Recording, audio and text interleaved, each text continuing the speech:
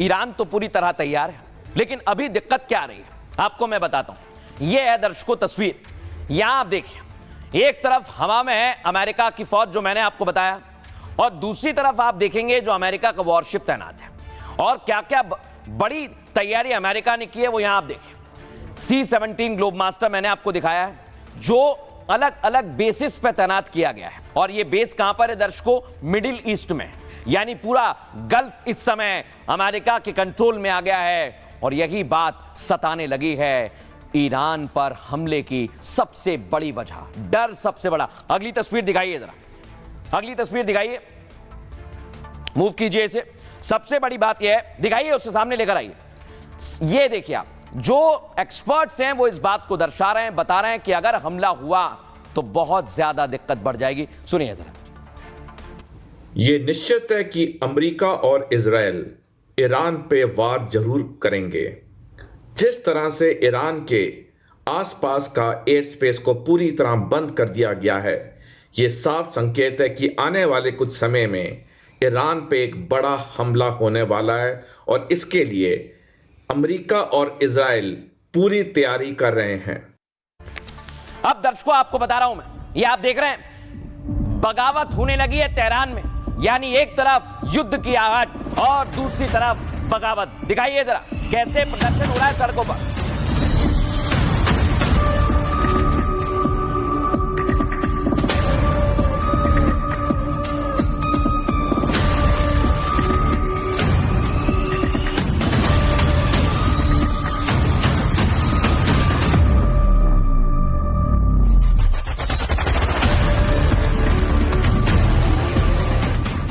ये देख रहे हैं आप दर्शक, विद्रोह की आग में ईरान जल रहा है। और ईरान में खबर यह है कि प्रदर्शनकारियों को मारा जा रहा है, यानी खलीफा का कत्लेआम भी चल रहा है। दिखाइए क्या माहौल है वहां पर।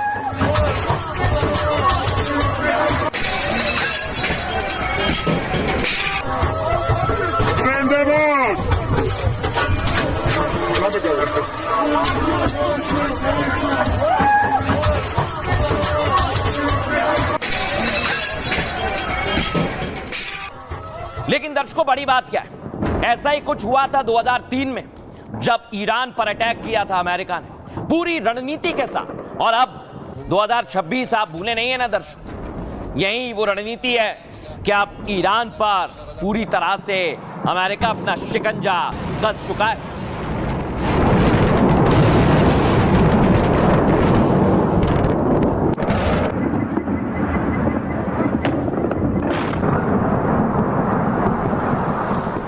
लेकिन दर्शकों इराक पर हमला हुआ था जब अमेरिका ताकतवर था, लेकिन अब तो और ज्यादा ताकत दिखा रहा है। और सबसे बड़ी ताकत है USS अब्राहम लिंकन। दर्शकों ये वो हथियार है अमेरिका जिसे शैतान कहा जा रहा है। और ये ऐसा शैतान है जो अगर ईरान पर हमला करेगा तो पूरी तरह से तबाही मचा देगा, ऐसी तबाही जिससे बचना खामनेई के लिए मुश्किल होगा। ईरान पर हमले के डर लगातार सताने लगे हैं और ट्रंप को समंदर के शैतान से अब नई उम्मीद है। साउथ चाइना सी में तैनात USS अब्राहम ईरान के दरवाजे पर पहुंच गया है दर्शकों, जो अब अमेरिकी सेंट्रल कमांड के ऑपरेशन जोन में पहुंच चुका है। इसके साथ कई डिस्ट्रॉयर जहाज और न्यूक्लियर पनडुब्बियां भी मौजूद हैं। ये एयरक्राफ्ट कैरियर फारस की खाड़ी के लिए गेम चेंजर है दर्शकों, समझिए इसे। अब्राहम लिंकन अकेले एक चलते फिरते एयरबेस की तरह काम करता है। इस पर 90 से ज्यादा फाइटर जेट और हेलीकॉप्टर तैनात रहते हैं। F-18 सुपर हॉर्नेट से ये सर्जिकल और एयर स्ट्राइक भी कर सकता है। बड़ी बात क्या, ईरान में घुसकर बमबारी के लिए इसी एयरक्राफ्ट का इस्तेमाल करेंगे Donald Trump. Tomahawk missile हमले की क्षमता रखता है और ये इसे और ज्यादा घातक बनाती है। इसकी रडार और सेंसर रेंज ईरान की तैयारी पहले ही पकड़ लेगी, जिससे नेवी स्ट्राइक ग्रुप के साथ ये मल्टी लेयर अटैक कर सकता है बहुत ज्यादा। ईरान की नेवी और एयर डिफेंस इसके सामने बेहद कमजोर हैं दर्शकों, बेहद कमजोर। USS अब्राहम लिंकन से इजराइल को डायरेक्ट सैन्य सपोर्ट मिल सकता है और ईरान की मिसाइल रणनीति इसी के लिए सबसे बड़ी मुश्किल है। इस कैरियर तक पहुंचना मुश्किल है। यानी एक कैरियर ग्रुप ईरान की पूरी समुद्री सप्लाई चेन को रोक सकता है और इसीलिए ट्रंप ने इसे ईरान के दरवाजे पर तैनात कर दिया है और हमले का प्लान पूरी तरह से अब अंजाम पर पहुंचने वाला है। लेकिन दर्शकों, बड़ी बात क्या है, अभी तक जो आपने तस्वीर देखी वो तो अमेरिका की तैयारी की थी। यहां पर खबर यह है कि अगर इजराइल मैदान में आया तो फिर तुर्की ईरान की मदद करने के लिए आएगा। यानी एक तरफ अगर इजराइल की एंट्री हुई तो फिर तुर्की पूरी तरह से ईरान की मदद करेगा।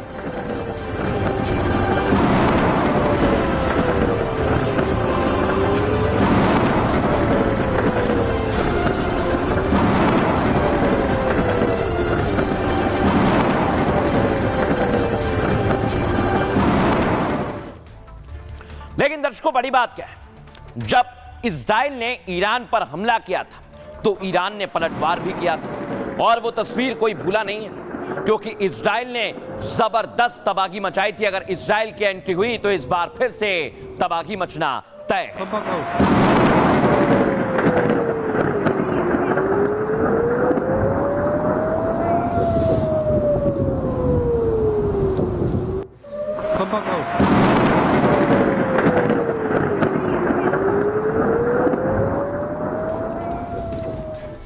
अब दर्शकों, सिर्फ एक ही चीज है जो ईरान को बचा सकती है, वो है प्रकृति। ऐसा मैं क्यों कह रहा हूं, इसे समझिए जरा।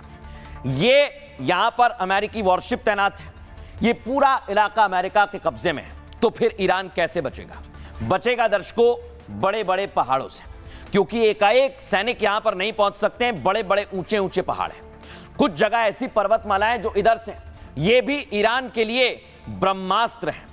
और दूसरी तरफ आप ये इलाका देख रहे हैं, यहां पर भी ऐसी प्राकृतिक संरचनाएं हैं जो ईरान के लिए ढाल की तरह काम करती हैं। यही अब ईरान को बचा सकती हैं।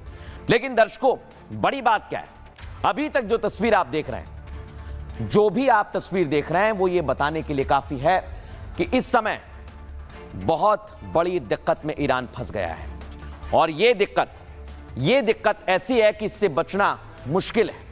और ये मुश्किल सिर्फ और सिर्फ खामनेई की नहीं है, ये ऐसी मुश्किल है जो इस समय ईरान के लिए सबसे बड़ी दिक्कत है। आइए जरा आपको समझा दें।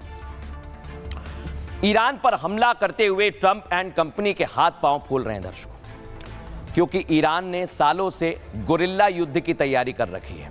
मैं आपको समझाता हूं कैसे। ईरान के पास बैलिस्टिक क्रूज मिसाइल का बहुत बड़ा भंडार मौजूद है।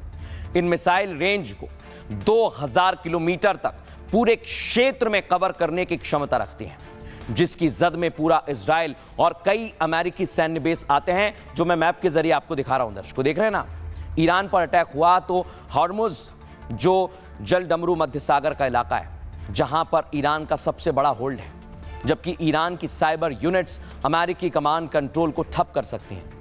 यानी एक ऐसा क्षेत्रीय प्रॉक्सी नेटवर्क एक्टिव होगा जो अमेरिकी चक्रव्यूह में फंस जाएगा।